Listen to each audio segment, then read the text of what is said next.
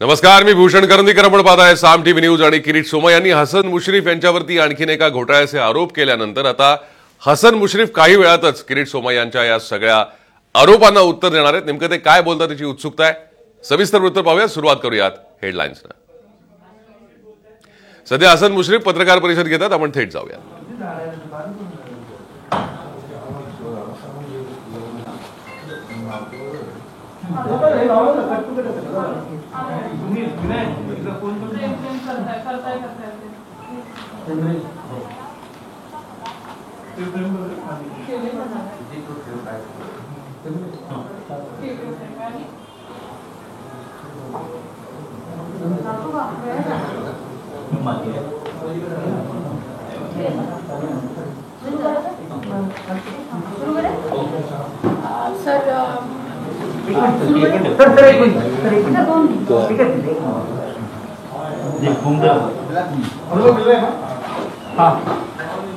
Sir on air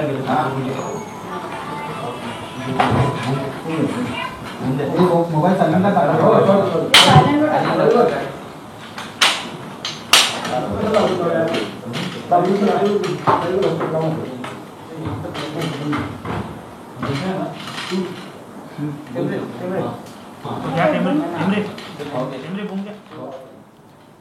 Kirit Somaiya यांनी हसन मुश्रीफ यांच्यावरती घोटाळ्याचे आरोप केल्यानंतर आता हसन मुश्रीफ या सगळ्या आरोपांना उत्तर देणार आहेत आणि त्यासाठी त्यांनी मुंबईत एका पत्रकार परिषदेचं आयोजन केलंय. काही वेळातच ते या सगळ्या आरोपांना उत्तर देतील.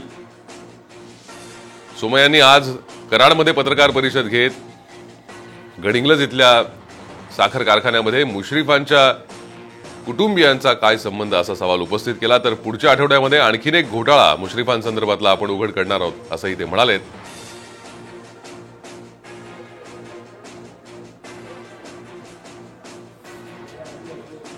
किरीट सोमय्या यांनी आज पत्रकार परिषद घेत नेमके काय आरोप केले आपल्या सगळ्यांना माहिती आहे. आता मुश्रीफ काय उत्तर देतात ते पाहायचं. आभारी आहे की आज मी थोडा तुम्हाला त्रास दिला. मी किरीट सोमय्या यांचा हे आभारी आहे की त्यांनी माझ्या तब्येतीच्या शुभेच्छा मला दिल्या. आता मी समोरच आहे आपल्या, म्हणजे मला डेंग्यू झाला होता आणि थोडा अशक्तपणा आहे. आता हे किरीट सोमय्या जे आरोप करतायत त्याच्यामागं भारतीय जनता पक्षाचं फार मोठं षडयंत्र आहे. आणि विशेषतः प्रदेशाध्यक्ष चंद्रकांत पाटील हे याचे खरे मास्टर माइंड आहे.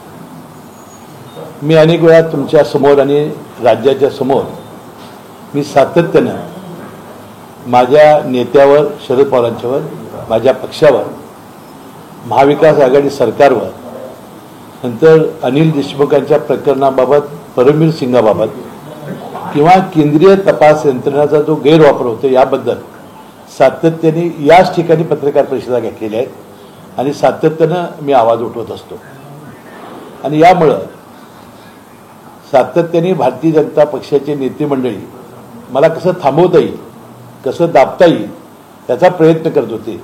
आणि किरीट सोमय्या हे त्यांच्यातलं टूल म्हणून त्यांनी वापर केलेला आहे. आता चंद्रकांत पाटील प्रदेशाध्यक्ष आहेत आणि त्यांना सातत्यानं हा चिंतेचा विषय राहिलेला आहे की बाबा आपण प्रदेशाध्यक्ष आहोत, त्या जिल्ह्यामध्ये भारतीय जनता पक्ष भुईसपाट झालेला आहे. हा कुणी भुईसपाट केला? तर हसन मुश्रीफ याला मुख्य कारणीभूत आहे. म्हणून त्यांनी गेल्या वेळेला मला भारतीय जनता पक्षात येण्याची सुद्धा त्यांनी मागणी केली होती, विनंती केली होती. मी त्याला म्हटलं की पवार एके पवार म्हणून मी केलं नाही. त्यानंतर माझ्यावर इन्कम टॅक्सची धाड त्यांनी घातली. विधानसभेच्या निवडणुकीपूर्वी हे कारस्थान त्यांनी केलं. आणि आता त्यांना वाटते की महाविकास आघाडी ही जिल्ह्यातली इतकी प्रबळ झालेली आहे, विशेषतः पश्चिम महाराष्ट्रामध्ये, की 10 वर्षात या भारतीय जनता पक्षाला आता कुठलाही म्हणजे त्याच्यासमोर यश दिसत नाही. परवा ते म्हणाले की कालचक्र असतं, फिरत असतं, भविष्यात काय होईल ते होईल. पण आज कोल्हापूर जिल्ह्यामध्ये ते झिरो आहेत. जिल्हा परिषद त्यांच्या ताब्यात नाही, महानगरपालिका ताब्यात नाही, जिल्हा मध्यवर्ती बँक ताब्यात नाही, मार्केट कमिटी ताब्यात नाही. आणि त्यामुळे सातत्यानं परवासुद्धा दिल्लीमध्ये भारतीय जनता पक्षाचे प्रदेशाध्यक्ष याच कारणामुळं चंद्रकांत पाटलांना बदलायचं ठरलं होतं, परंतु अमित शहाच्या मैत्रीमुळे ते बचावले. त्यांचं कोल्हापूर जिल्ह्यामध्ये आणि पश्चिम महाराष्ट्रामध्ये होत असलेला सुपडा साप हे त्यांचं अपयशाचं कारण आहे. आणि मग हसन मुश्रीफला कसं थांबवता येईल हा यामागचा कारस्थान आहे. दुसरा विषय किरीट सोमय्या सातत्याने सांगतात मी ही कागद काढतो आणि मी देवेंद्र फडणवीसकडे घेऊन जातो आणि देवेंद्र फडणवीस सांगतात त्यांचं काढतो. म्हणजे देवेंद्र फडणवीसांनी यासाठी माझं नाव घेतलं असावं हा एक म्हणजे स्पष्ट त्यांनीच सांगितलं की बा ते सांगतात त्याप्रमाणे मी करतो. आता विषय 2 आहे की चंद्रकांत पाटील यांनी पुरुषार्थाप्रमाणे लढावं. असं कुणाचा तरी वापर करून बदनामी करून माझ्या कुटुंबियाची बदनामी करून त्यांना काही मिळणार नाही. सगळे हे आरोप खोटे आहेत, बिनबुडाचे आहेत आणि त्याच वेळेला मी त्याचा निषेध केला होता आणि 100 कोटी रुपयेचा फौजदारी अब्रू नुकसानीचा दावा करायचं मी ठरवलेला आहे आणि ते मला दावा तयार होत आलेला आहे. पण आज त्यांनी जो दुसरा घोटाळा म्हणतात त्याला तर त्यांनी आज आरोप केला तो तर इतका बिनबुडाचा इतका खोटा.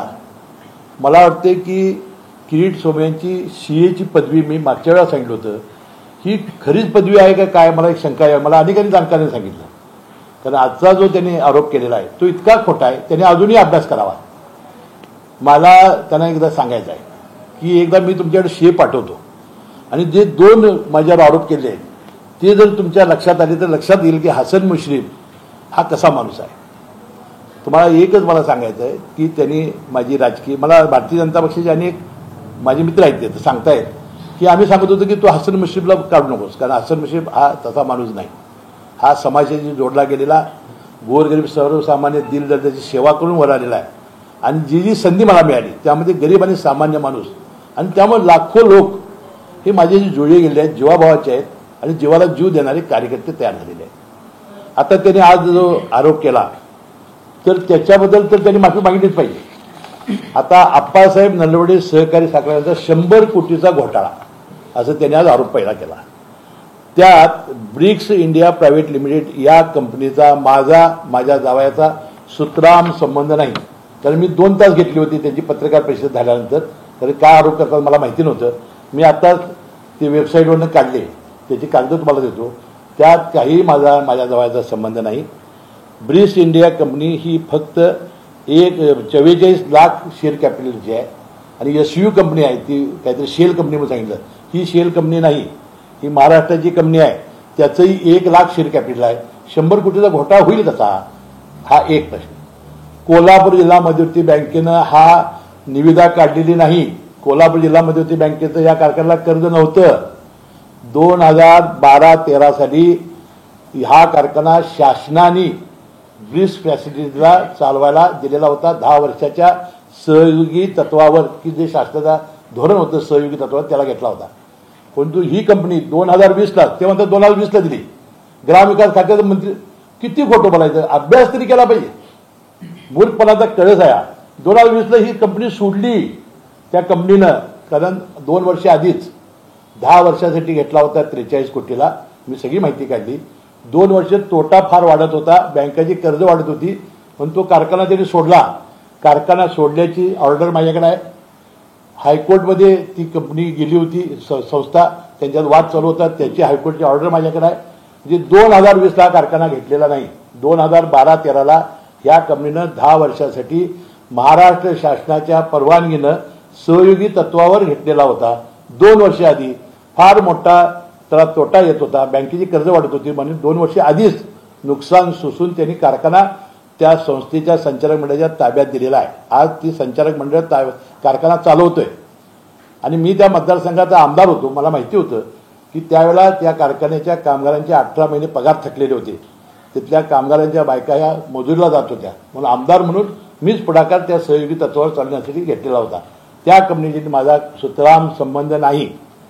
जिल्हा मध्यवर्ती बँकेनं हा कारखाना काय ते अपारदर्शक बिडिंग केलं असं काहीतरी त्यांचं म्हणलं. त्यांनी काढलाच नाही तर तो दिला शासनानं सहयोगी तत्वावर. म्हणजे एक ही शेल कंपनी आहे म्हणतात ती नाही. नंतर या ब्रिक्स इंडिया कंपनी जी आहे त्याचे आज मी काढल्या त्याचं शेअर कॅपिटल देतोय त्याला उलट 75 कोटी तोटा आहे त्या कंपनीला. मला वाटते जर याची चौकशी केली तर मला वाटते तो तोटा किरीट सोमय्याने भरून द्यावा.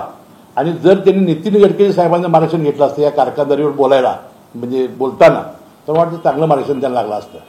कारण स्फूर्ती कारखाना त्यांनी काढला स्फूर्ती त्यावेळेस असेच प्रॉब्लेम तयार झाले होते आणि त्यावेळेला नितीन गडकरी साहेब म्हणाले होते की कारखाना साखर काढणं म्हणजे आम्ही पूर्वजन्मी पाप केले का काय, असं ते वाक्य बोलले होते.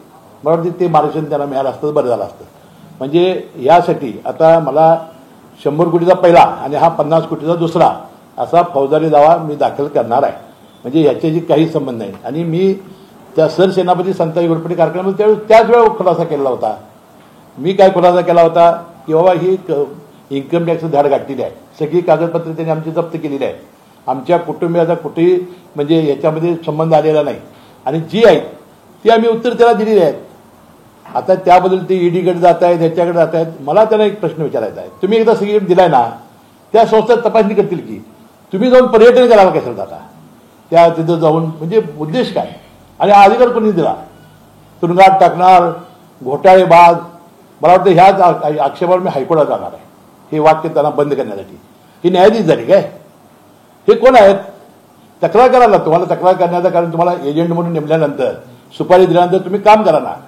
तुम्ही घोटाळेबाज, तुरुंगात पाठवणार अशी बदनामीकारी वक्तव्य कशी करता, तुम्ही न्यायाधीश झाला काय, त्या चौकशी करणाऱ्या कंपन्या चौकशी करू देत ना काय करायचं ते.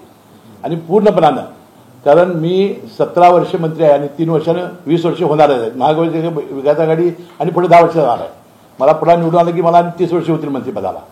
एवढ्या काळामध्ये माझ्यावर एकही आरोप झालेला नाही, माझ्यावर एकही दबक्या आवाजात चर्चा झालेली नाही कुठल्या याची. मी अतिशय प्रामाणिकपणानं काम केलेलं आहे. ज्या कामामध्ये मला सत्तेची संधी मिळाली तिथं सामान्य माणसासाठी काम करण्याचा मी प्रयत्न केलेला आहे. जसं भारतीय जनता पक्षाच्या काळात चिक्की घोटाळा झाला, प्रकाश मेहताचा गृहनिर्माण घोटाळा झाला, जमिनीचे घोटाळे झाले, तसे घोटाळे अद्याप कुठलेही आमच्या नावावर नाहीत. एवढे घोटाळे झाले तर त्यांनी पाच हे मंगलप्रसाद लोढायत आहेत त्यांच्या काढावं, भरपूर टॅक्स चुकला असेल त्यांनी जे साखर कारखाने आता नवीन त्यांच्यावर भारतीय जनता पक्ष त्यांची काढावी कागदपत्र किंवा भारतीय जनता पक्षाचे जे घोटाळे ते काढावेत ना सगळे. म्हणजे एक इम्पार्शल म्हणून त्यांची प्रतिमा होईल. हे भारतीय जनता पक्षाचं एक हत्यार म्हणून याचा वापर करतायत आणि महाविकास आघाडीला अस्थिर करण्याचा प्रयत्न ते सातत्याने करतायत. हे साध्य होणार नाही आणि आमचा काय आवाज दबणार नाही जोपर्यंत माझ्या पक्षावर. आता पवारसाहेबांचा काय संबंध आहे, शरद पवारसाहेबांचं नाव ते घेता याची लायकी आहे काय, उद्धव ठाकरेंचं नाव घेत आहे सातत्याने. मला वाटतं हे बोलण्यासाठी मला उच्च न्यायालयात जावं लागेल आणि हे बोलण्यापासून त्यांना रोखावं लागेल. कारण ह्यामुळे हे फार हे झालेलं आहे, अशी परिस्थिती होणं बरोबर नाही. जे योग्य आहे ते माझ्याकडे विशेष सहाय्यक खातं आलं, त्यामध्ये 4 घटकांना मी न्याय देण्याचा प्रयत्न केला. विधवा भगिनी माझी, परित्यक्त्या भगिनी, अपंग माणसं आणि 65 वर्षावरची म्हातारी माणसं ज्यांना आई वडील वडिलांना मुलं बघत नाहीत त्यांना पेन्शन चालू करणारा मी मंत्री आहे. माझ्याकडे विधी न्याय खातं आलं. या चॅरिटी जे आज दवाखाने आहेत त्यांना व्यवस्थित मार्गावर आणण्याचं काम मी केलं. आज लाखो लोक ऑपरेशन आपण मोफत करून देतो चॅरिटीमधून, हृदयविकार, मेंदू, मणका, कॅन्सर, किडनी, लिव्हर, लाखो रुपये जे जिथं संधी मिळाली. आता कामगार खातं, बांधकाम कामगार मंडळ त्यावेळेला माझ्या काळात तयार झाला. आज त्याला 2 वेळचं आपल्या ज्यावेळा महाविकास आघाडी सरकार आलं त्यावेळेला थकबाकीदारी शेतकऱ्यांची कर्जमाफी केली, तसं शिवभोजन थाळी चालू केली आणि आता आपण या बांधकाम कामगारांना मध्यान्ह भोजन 2 वेळचं चालू केलं आहे कोरोना काळात. अशी आपण अनेक कामं केली. म्हणजे माझं म्हणण्याचं काय, हा अभ्यास त्यांनी केला पाहिजे का बाबा एवढे लोक 30-40 लोक जमा होत आहेत, याचा अभ्यास करायला नको. माझं म्हणणं आहे की बाबा याच्यात कसलंही तथ्य नाही. आणि हा सरसेनापती कारखाना 10 वर्ष झाली शिळ्याकडला ऊत काढला जातोय, कर्ज सगळी पिटली. 10 वर्षानंतर पुन्हा विषय का काढला जातो, यांना काय मंत्रिपदात माझं सापडत नाही ना. आता सेनापती आप्पासाहेब नोडले कारखाना त्याचा माझा काही संबंध नाही. आमदार म्हणून मला सहकार्य असेल त्याला, पण आता सुद्धा संचालक मंडळ ताब्यात आहे. 2020ला मुलं मुश्रीफांनी घेतला ग्रामविकास मंत्री झाल्यावर. आणि कशी बेताल आरोप करता आणि आपण त्याला किती प्रसिद्धी देतो हे फार महत्त्वाचं आहे.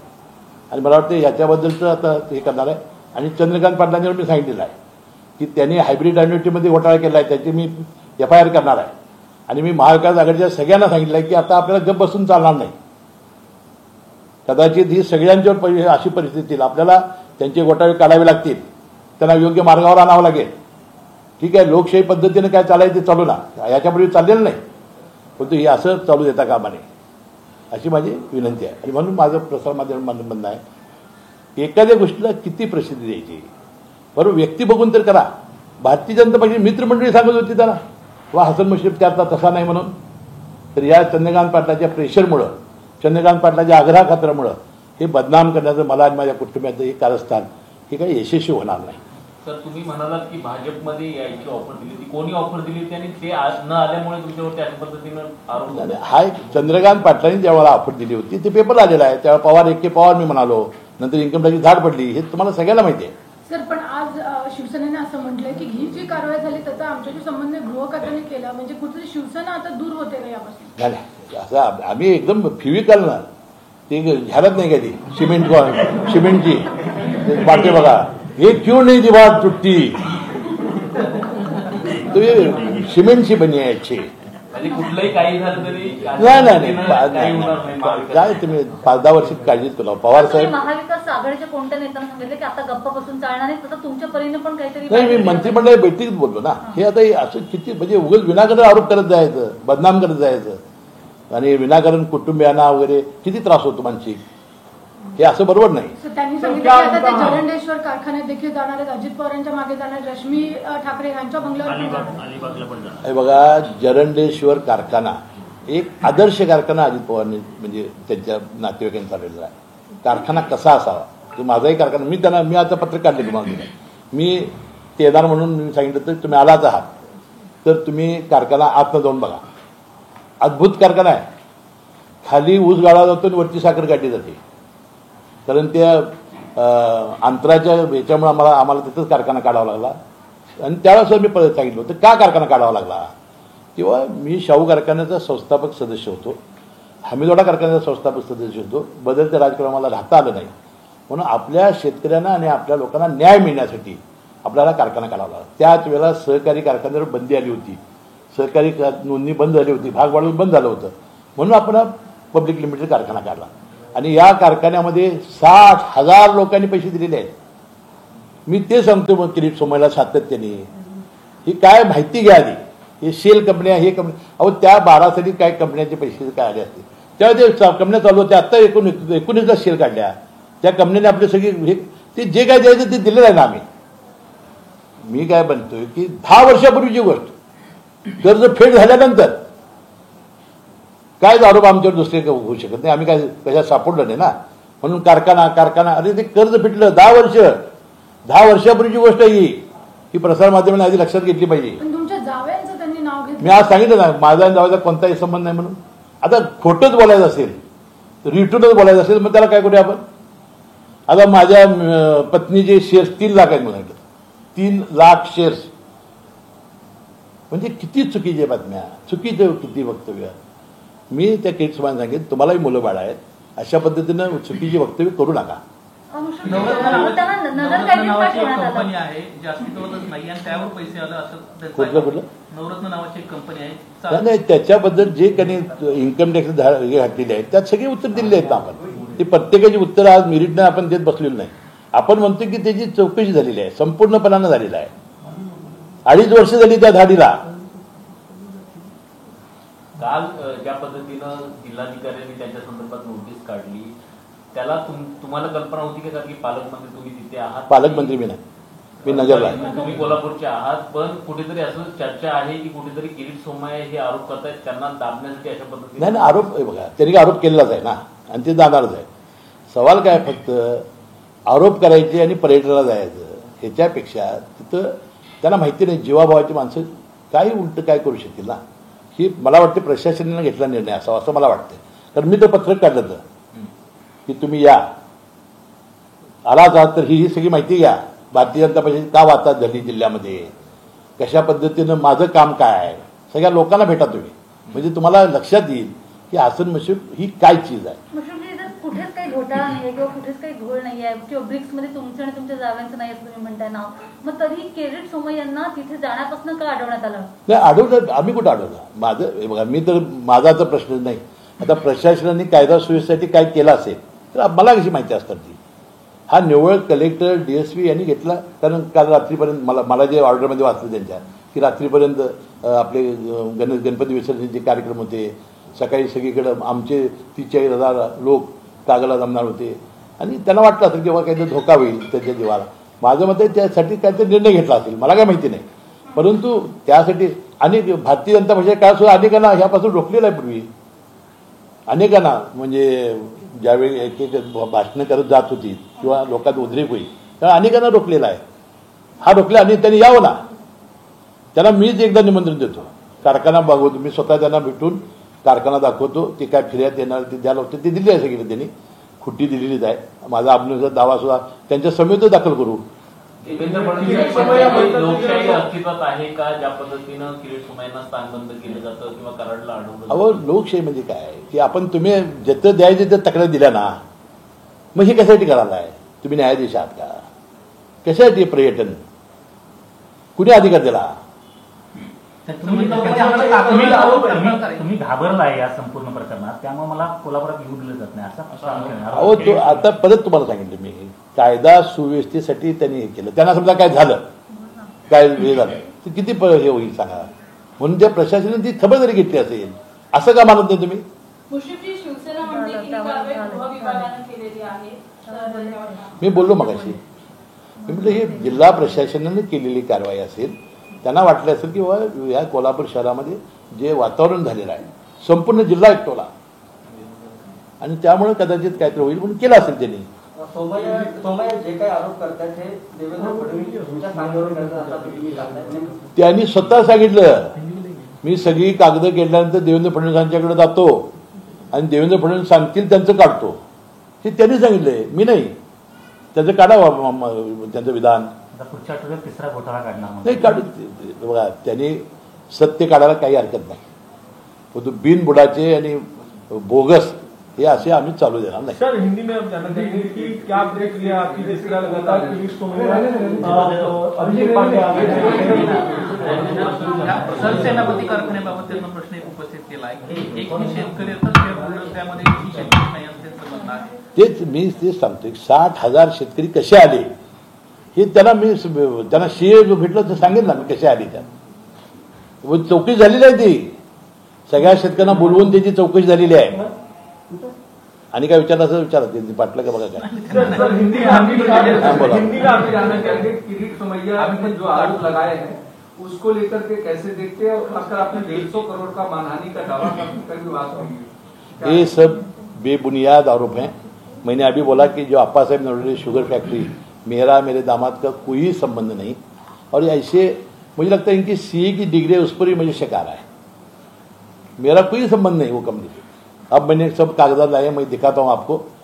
और जो उन्होंने बातें कही है, वो जिला बैंक ने ये किया, वो जिला बैंक की ये नहीं थी, गवर्नमेंट ने दिया था एक सहयोगी तत्व करके, एक हमारा जीआर था, उसके आधार पर 10 साल के लिए दिया था. 8 साल होने के बाद वो कंपनी ने बहुत नुकसान आ रहा था, कर्जा बढ़ रहा था, इसलिए उन्होंने 2 साल पहले ही छोड़ दिया. 2020 को लिया करके बोला, 2020 को छोड़ा उन्होंने. तो ये सब बेबुनियाद मालूमात नहीं. चंद्रकांत पाटिल के कहने से ये झूठ बोल रहे हैं. कितने का आप कोर्ट जा रहे हैं? मैंने 100 करोड़ का पहले बोला था, अभी 50 करोड़ बढ़ाया है.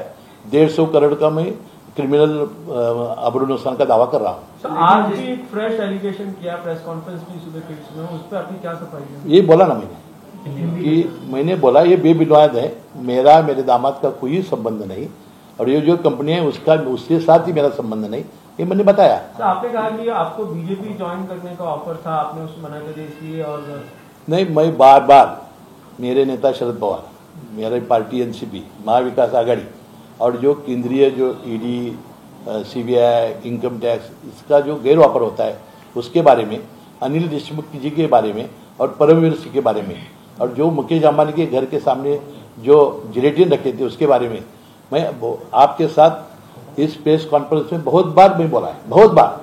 और ये आवाज दबाने के लिए ये कार्रवाई कर रहे हैं. लेकिन जिस तरीके से आपने कहा कि पर्यटन शुरू है, खास करके पहले आरोप लगाने का, फिर पर्यटन कैसे और क्या आप मुझे बताइए कि ये उन्होंने आरोप किया कांका करने का, वो करेंगी ना एजेंसी इंक्वायरी. इन्हें उधर जाने का किसने हक दिया, इनको अधिकार किसने दिया? ये क्या जज बन गए क्या? ये घोटालेबाज तुरुंगात पाठवणार, इनको बनाया किसने न्यायाधीश? मैं इसके बारे में हाईकोर्ट में जाने वाला हूँ, उनका आवाज दबाने के लिए. एक सवाल और भी है कि आपने कहा कि पर्यटन करने के लिए भले जाते हैं, लेकिन जिस तरीके से देवेंद्र फडणवीस के पास सारी चीजें जाती हैं, इसको किस कैसे? नहीं, किरीट सोमय्या ने प्रेस कॉन्फ्रेंस में बोला था, मैं सब कागजात निकालता हूँ वेबसाइट से और मैं देवेंद्र जी के पास ले जाता हूँ. देवेंद्र जी किसका कहते हैं मैं उनका काटता हूँ. उन्होंने बोला है. ऐसा क्यों? किस तरह किरीट सोमैया को रुकाया गया है? उनका कहना है कि ये सरकार के आदेशों पे किया जा रहा है। नहीं, मैंने बोला ना कि ये डिस्ट्रिक्ट एडमिनिस्ट्रेशन का निर्णय था।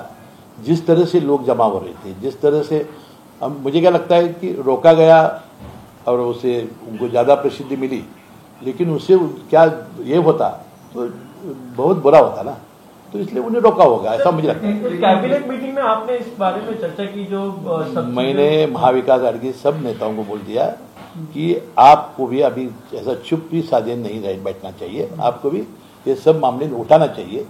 मुझे लगता है चंद्रकांत पाटिल का हाइब्रिड एन्युटी घोटाला है, बांधकाम विभाग का बहुत सारे घोटाले हैं, चिक्की घोटाला है, प्रकाश मेहता का गृह निर्माण घोटाला है, बहुत घोटाले हैं, ये निकालना चाहिए और डटे रहना चाहिए।